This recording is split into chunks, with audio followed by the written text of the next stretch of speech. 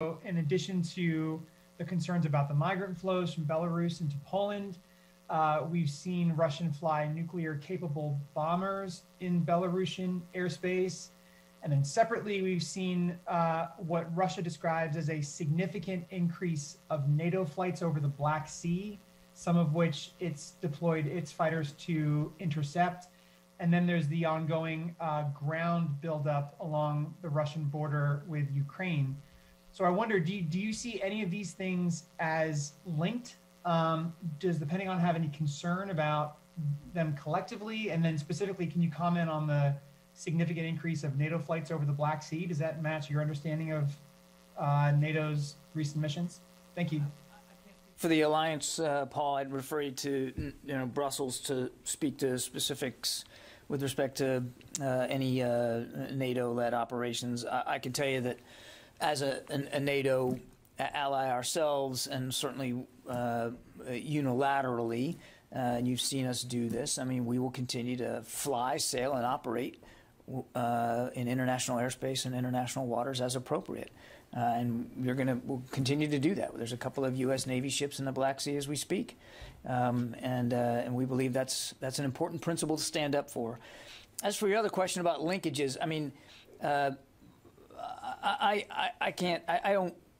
we're not seeing specific linkages between all these different operations that you just outlined. What we continue to see is unusual military activity inside Russia, but near Ukraine's borders. And we remain concerned about that. And it's not exactly clear what the Russian intentions are. We obviously would like to better understand that. And we don't want to see any action further destabilize what is already a very tense part of the world. And we urge Russia to be clear about their intentions and to abide by their Minsk agreements. And as you heard Secretary Austin say many times when we were in Europe just a couple of weeks ago, our support for the territorial integrity and sovereignty of Ukraine is unwavering. Barb? When you say from this podium publicly that you see unusual Russian military activity in an area, what is it that you are seeing? We've talked about this many times, Barb, and I've used the word unusual quite a bit in the last few days.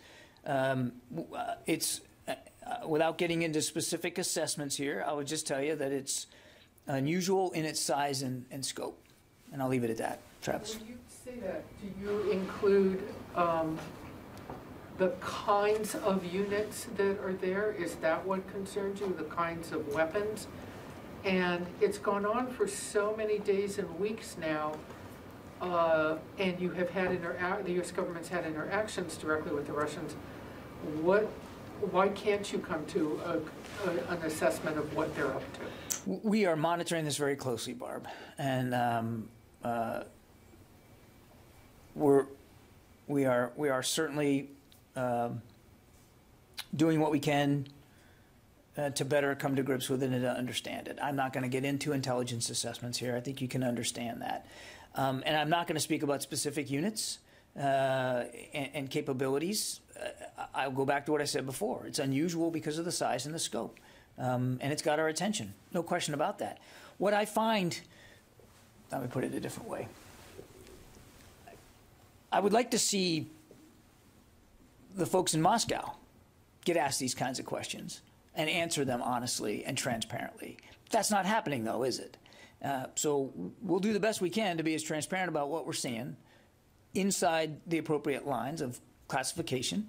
But we're watching this, and we're watching it closely, and we urge Russia, back to what I said before, to be transparent with the international community about what this means, what they're doing, and to respect the international community's will about Ukrainian sovereignty and territorial integrity.